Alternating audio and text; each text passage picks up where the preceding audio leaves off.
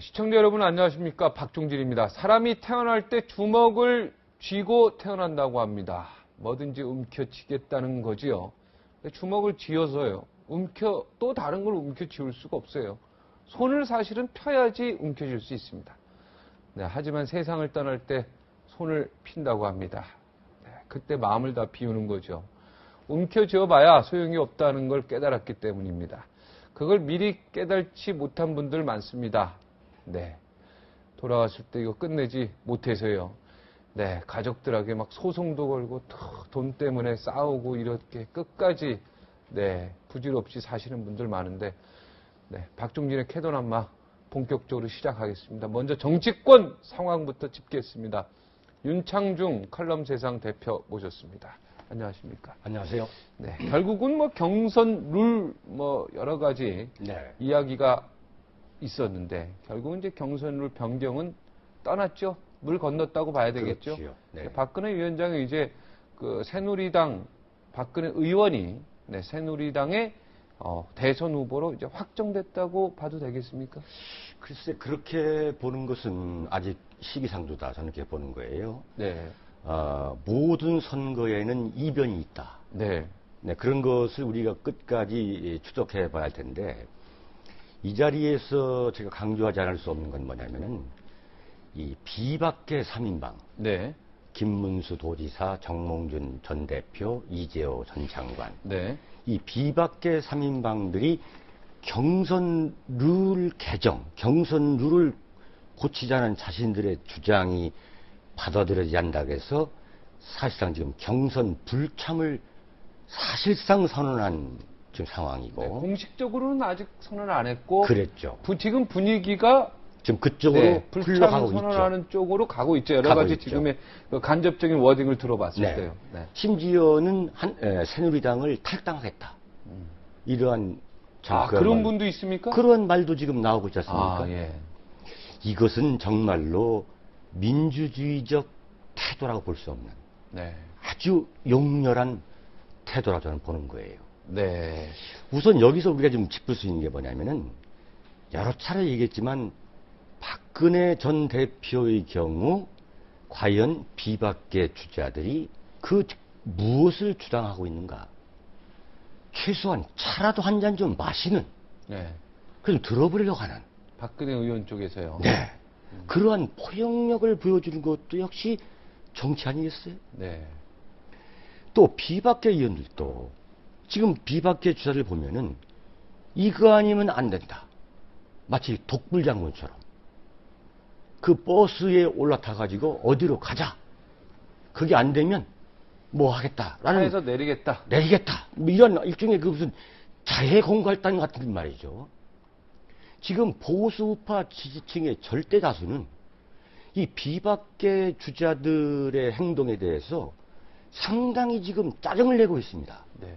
박근혜 의원의 네. 원칙론에도 이게 벽창호다 이렇게 해서 짜증내는 그렇죠. 사람들도 그렇죠. 있죠. 네. 그런데 박근혜 전 대표 같은 경우도 원칙을 중시하되 이른바 전략적 유연성을 보여가면서 좀 끌고 가는. 좀 만났으면 좋겠어요. 그런 박근혜 의원이 직접. 그렇죠. 그게 또 왜 한면에 만나지도- 잡아서 네. 만나서 이야기하는 모습들이 뉴스에 나오고. 그 자체가 정치인 거죠. 네. 그래서 신문에 일면 탑에도 나오고 네. 사자 토크가 이뤄진 걸. 네. 네. 오로지 마이웨이. 이게 지금 가능 아니겠습니까? 네. 따라서 새누리당 지도부가 이제 경선 일자를 8월 19일로 정하고 네. 다음 달 9일까지 경선 참여 여부를 밝혀라. 전 이렇게 나오고 있는데 네. 정치라는 것은 혼자 하는 직업이 아닌 겁니다. 서로가 싸우면서도 뭔가 작품을 만들어가는, 네? 예술성이 있죠. 정치가. 서로 상호작용을 하면서 뭔가 작품을 만들어내는 것이 그 국민들 앞에서 일종의 도리라고 보여지는 거죠. 근데 이런 독불장군들만 모여가지고 올로와 나싱으로 간다는 것은 명색이 집권당의 정치력의 한계를 그대로 보여주고 있는 거예요. 제가 볼 때는. 네. 비박계든 친박계든 다 똑같다 이런 얘기시죠? 뭐 다 똑같은 건 아닙니다만 근데 조금 다릅니까? 경선 룰을 문제 삼아서 경선 판을 깨겠다. 네.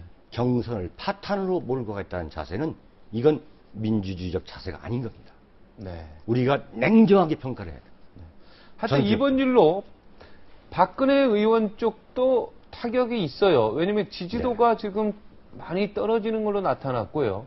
그런 거죠. 뭐 안철수 원장이나 네. 뭐 또 문재인 그 의원이나 이쪽이 또 많이 상대적으로 올라간 것도 있죠. 그러다 보니까 박근혜 전 대표의 경우도 상처를 입는 거예요. 이른바 벽창호라는 소통불능의 이미지가 지금 더덕더덕 달라붙고 있는 거예요. 예, 근데 왜 벽창호로 합니까? 이게- 벽에 이게 창호가 잘 안 뚫어집니까? 하여튼 그건 뭐 사전을 찾아보시고 네, 사전을 찾아봐야 되겠죠. 예. 네. 보통 벽창호라고 그랬습니까? 옛날 네. 용어입니다만. 네. 이른바 박근혜 피로 증세가 국민들을 느끼는 거예요. 박근혜 피로 증세를. 네.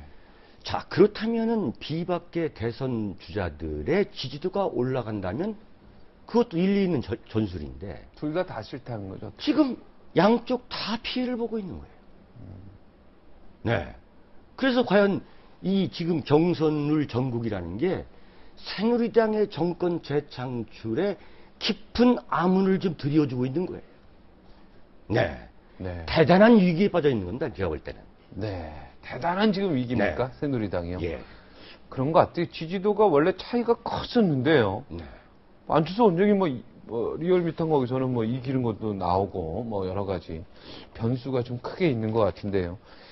자, 이재호 의원 측은 이런 얘기를 했네요. 더 이상 당 지도부의 거짓말에 놀아나지 않겠다. 당 지도부가 한마디 통보도 없이 개 끌려가듯이 지금 끌고 가고 있다. 그 입에 담을 수 없는 이야기들을 어떻게 보면 야당보다도 더 거친 표현을 하는데 이게 아무리 싸움을 하더라도 이 갈 때까지 가서는 안 되는 거죠. 그게 민주주의 아니겠어요? 국민들이 지켜보는 거고. 근데 이런 가운데 제가 아주 주목하고 있는 게 뭐냐면 네. 임태희 전 대통령 비서실장하고 경남도지사를 지낸 지금 김태호 의원이 경선 룰과 상관없이 무조건 경선에 참여하겠다. 지금 사실상 이렇게 나오는 거. 이건 아주 바람직한 자세 아니냐. 네. 임태희 의원이야 지금 임태희 후보죠. 후보죠. 네, 임태희 후보야 경선 룰을 바꾸자라는 주장을 했던 걸로는 알고 거죠. 있습니다. 네. 그래서 정치라는 것은 주장을 하다가 그것이 끝내 관철 안 되면 다시 민주주의의 룰에 수긍하는 거. 네. 그런 자세를 보이는 것이 참 민주주의 정치를 하는 것이지. 네. 이게 받아들이지 않으면 뭐 예컨대 불참하겠다, 탈당하겠다 이런 것은 비판을 받아야죠. 네. 그러니까 경선 룰을 바꾸자라고 주장했지만 네. 바꾸지 않더라도 내가 경선은 끝까지 완주하겠다. 이런 주장이죠. 지금 임태희 주장이 그거 아니겠습니까? 네. 임태희 후보는 어떤 사람입니까? 정치인의 성격을 보면은 네. 정치가 보입니다. 네. 이 임태희라는 사람은 절대 안면몰수하고 상식과 원칙 외면하면서 억지를 부린다든가 생떼를 쓰다든가 이런 성격은 아닌 정치인이에요. 네. 그거 잘 제가- 알고 제가 임태희 분석해보면. 씨를 잘 알고 계시는 거죠? 아니 대한민국 정치인 중에 뭐 제가 네. 모르는 사람이 있겠습니까? 아, 예. 네. 아니 너무 자세히 알아가지고 아니 그렇죠. 상식에 벗어나지 않는다. 이명박 대통령의 비서실장을 할 때도 네. 이 보수파 지지층에서 임태희에 대해서 임태희 전 비서실장에 대해서 불만이 많았죠. 네. 왜 이렇게 좌고우면하고 오히려 대통령보다 더 신중하느냐. 그러나 이 상식을 지키겠다는 그런 정신, 자기가 경선룰에 문제가 있다 했지만은 그것이 결국은 힘의 논리에 의해서 받아들이지 않으면 그거 지켜나가는 거. 그게 민주주의 국가에서 정치한다는 사람의 올바른 자세 아니겠어요? 네. 소신도 있고 국회의원들이 뽑은 또 훌륭한 국회의원으로도 남아 있고요. 아, 그렇죠. 네. 그리고 임태희 전 실장 같은 경우 이 경력 관리도 탄탄하게 온 사람입니다. 지금 뭐 대권 하는데 이 임태희란 이분도 한나라당 정책위 의장을 했고 국회의원 3선에 그렇죠? 네. 고용노동부 장관도 했고 네. 또 청와대 비서실장을 하면서 대한민국 국정운영 전반도 지켜본 사람이에요. 또 잘생기셨어요? 뭐 그건 잘 모르겠습니다. 네, 그건 모르겠습니다. 네. 자, 또 김태호 경남도지사 얘기해 볼까요? 이분은 또 어떤 분? 그렇죠. 김태호 의원 같은 경우 그야말로 김두관 경남도지사의 그 필적할 만한 스토리가 있는 사람입니다. 네. 김태호 의원의 아버지가 수상사였습니다. 수상사. 네. 소 이렇게 사고 팔고. 그렇죠. 네. 경남 거창에서. 네. 그래서 이제 가난한 집안임에도 불구하고 서울 농대를 이제 들어갔는데 소장사가 가난합니까, 근데? 뭐 가난했답니다. 아, 가난. 네. 네. 뭐 소 끌고 다니고 이제 우시장하고 이제 그랬다는 네. 거죠. 네. 그래서 이제 심각한 말씀드린데 자꾸 네. 소장사 예예. 네. 네. 그런데 이제 네. 그런데 서울에 올라와서 있을 데가 없으니까 네. 당시 경남 거창 출신의 국회의원이면서 정무장관을 했던 김동영 장관의 서울 해화동 그 자택에서 아, 우동형이라고 불렀던. 그렇죠. YS 오른팔. YS의 네, 김동영 씨. 좌동영 우형이었죠. 아, 우영우입니까? 우영우. 아, 좌요. 네. 좌동영은 좌동영. 김동영이고 네. 우영우는 최영우 장관이었습니다. 근데 우가 더 높은 겁니까? 좌가 더 높은 겁니까? 그건 뭐 두 분이 다 비슷비슷했죠. 네. 예, 서로 이 경쟁 관계에 있었기 때문에. 네. 근데 그 좌동영이라는 김동영 장관의 그 집에서 입주과에 선정을 했습니다. 네. 그런데 이 김동영 장관이라는 양반이 기면 기고 아니면 아니고 정말 치사한 것 같고 트집 잡는 그런 스타일이 아니에요. 정말 경상도 사나이입니다. 근데 그분 밑에서 어렸을 때에 태호야 불리면서 정치를 배운 거. 그러다가 거창에 가서 거창 군의원부터 시작합니다. 그래서 거창 군수를 2번 해서 경선에 의해서 한나라당 경남도지사 후보를 된 거예요. 이분은 자기 정치를 젊은 나이인데 올해 50살인데 1962년생인데 자기 손으로 정치를 읽어본 그러한 경쟁력이 있는 거예요. 한 번도 떨어진 적이 없다 그러더라고요. 저는 선거에서. 이분은 이 김태호를 저는 상당히 주목합니다. 만약에 지난번에 참 과욕을 부리지 않아가지고 국무총리를 MB가 기용하려고 했다가 인사청문회에서 낙마하지 않습니까? 네, 그건 본인의 의사랑은 관계가 없는 거죠. 뭐 본인도 욕심이 있었기 때문에 억셉트를 그렇죠. 했겠죠. 그렇다고 자기가 막 받아들였겠죠. 하겠다 그래서 대통령이 시키는 건 아니지 않습니까? 네, 그렇죠. 총리라는 자리는. 네. 네. 그때 국무총리 인사청문회에서 낙마만 하지 않았으면 이른바 보수파의 큰 그 거물로 성장할 수 있었던 건데 만약 거기에서 총리까지 했다면 안 완벽하게. 했다면 안 했다면 오히려 아예 총리를 안 했다면 오히려 안 했다면 거론이 되지 않았다면은 상당히 그야말로 큰 제목으로 발전할 수 있는 그런 인물이었죠. 그러다 거기서 약간 이제 삐끗했다가 지금 이제 국회의원을 지금 재선 아닙니까? 네. 어떻게 보면 비박계 주자들에 못지않은 이 나름대로 탄탄한 경력을 갖고 있는 게 임태희 전 비서실장과 김태호 의원인 거예요. 네. 자, 박근혜 이들이 의원과, 예. 그렇죠. 세 명이 만약 경선에서 붙는다면 네. 흥행이 될까요? 저는 흥행이 된다고 보는 겁니다. 왜냐하면은 저는 안 된다고 보는데요. 자, 좀 들어보세요. 예. 말씀드리겠습니다. 네. 왜냐하면은 네. 왜냐하면 박근혜 의원도 올해 나이가 60입니다. 네. 아직 젊지요. 뭐 젊은 건 사실인데 네, 젊죠. 간단한 나이는 아닙니다. 네. 자, 그러면 지금 비박계 주자들의 연세는 지금 다 60 이상입니다. 네. 근데 이쪽은 지금 임태희는 56, 저 김태호는 50. 오히려 이 박근혜, 임태희, 김태호, 박근혜, 김태호, 임태희 이런 조합이 훨씬 젊은 조합이 될 수가 있어요. 네? 그리고 지금 예컨대 여권의 다자 이 지지도 순서로 보면은 비교가 안 되지만 막상 선거에 붙으면은 이 어떤 이변이 나올 것인가는 모르는 거예요. 저는 오히려 이게 오히려 아기자기하고 오밀조밀한 경선이 저는 될 수 있다 보는 거예요. 만약에 김태호 의원하고 네.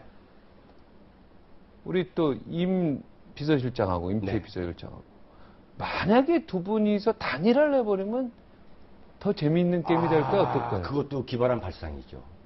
그것도 기발한 발상입니다. 가위바위보를 해가지고. 뭐 가위바위보 한다는 건 좀 너무 좀 무책임한 거고. 네. 무책임한 거고. 네. 왜 울렸는지 그 모르겠어요. 왜 울렸죠? 가위바위보. 네, 네. 네. 하여튼 뭐 계속 합시다. 네. 이게 선거라는 게 너무 재미있는 게 네. 예컨대 박근혜 의원과 나머지 두 후보 간의 이 경선이 이뤄졌을 때 네. 과연 지금 이제 3대 2대 2대 3 아닙니까? 지금 50대 50인데 이게 지금 일종의 박근혜와 이쪽 임태희, 김태호 소위 2대 1 게임이 되는 거예요. 네. 그러니까 어떤 결과가 나올 줄은 모르는 거예요. 야, 참 우리가 실수했습니다. 자, 그런데 여기 안상수 시장인가 그분도 여기 그렇죠. 잘 들어오겠다고 했는데. 전 인천시장 안상수 전 인천시장 네, 그분도 여기 그분이 그렇죠. 네. 그분도 들어오겠다고 들어오겠다는 했죠. 거죠. 경선에.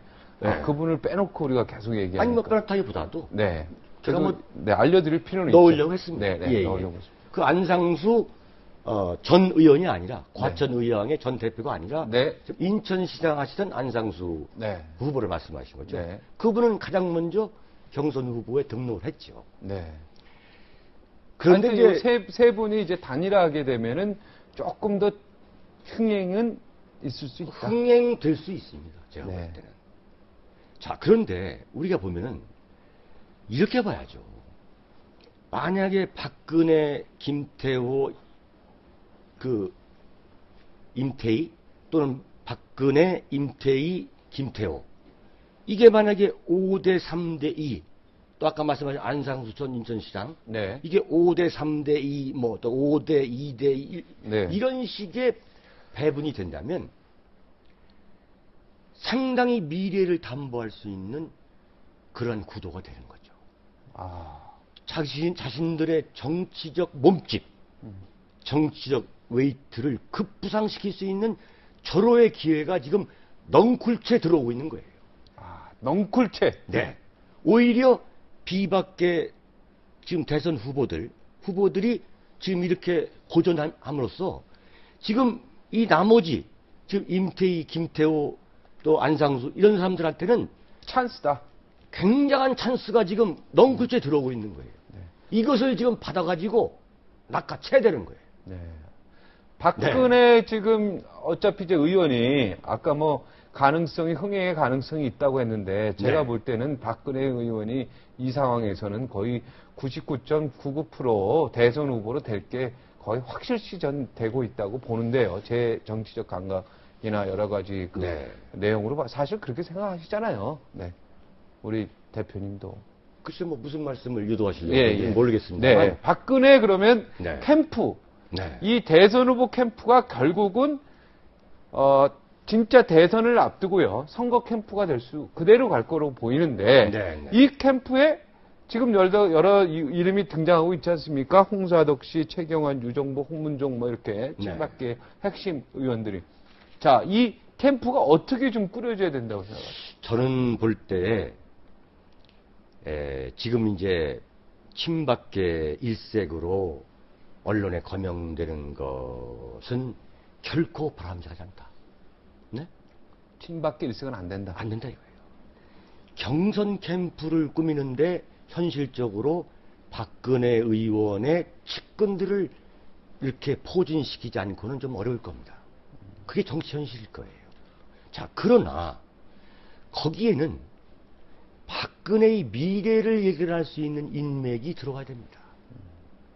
제가 늘 말씀드리지만 이 보수 우파의 빅텐트라고 느낄 정도로 박근혜 대표한테 가장 부족한 게 뭐냐면 그건 포용력입니다. 네. 그 틀릴 리가 포용력. 없는 거.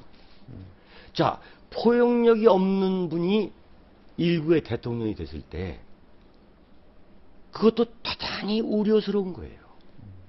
그건 국가적으로 불행한 일이에요. 폭력이 네. 없습니까? 지금 아. 없는 거 아니겠어요? 네. 네, 지금까지 보면은. 네.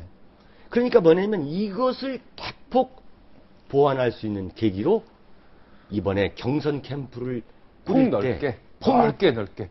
폭 보수 넓게. 우파 진영을 다 이렇게 좀 꾀할 수 있는 네. 그러한 빅텐트를 칠 수 있는 계기가 돼야 된다. 네. 또 네. 우리 윤창중 대표가 이렇게 폭력이 없다 얘기하시면 네. 아 내가 폭력이 좀 없구나. 네. 이제부터 폭력을 넓혀야 되겠구나. 그래서 또 내일부터 폭력이 넓어질 수도 있죠. 자, 그래서 네. 한 가지 또 주문하고 싶은 건 뭐냐면 지금 비박계 주자 중에서 박근혜 의원과 가장 비교 우위 그런 대척점에 있는 분이 제가 볼 때는 김문수 경기도지사입니다. 네. 권력의 절반이라도 줄 수 있다는 각오로 김문수 지사를 끌어들이라. 끌어들여라. 파격적으로 끌어들여라. 파격적으로. 이걸 계기로 박근혜의 정치력을 과시해야 한다 이거죠. 네. 그러면 달라집니다. 여러 가지가 달라집니다. 이런 네. 얘기를 박근혜 의원하고 직접 전화하셔서 해 주십니까? 이런 얘기? 전화까지 뭐 제가 드릴 필요는 없었습니까? 네. 이렇게 방송에 나와서 말씀드린 거지 뭐 네. 제가 뭐 친박계 소속은 아니었습니다. 네. 알겠습니다. 네. 오늘 여기서 마치겠습니다. 그러겠습니다. 네, 고맙습니다. 감사합니다.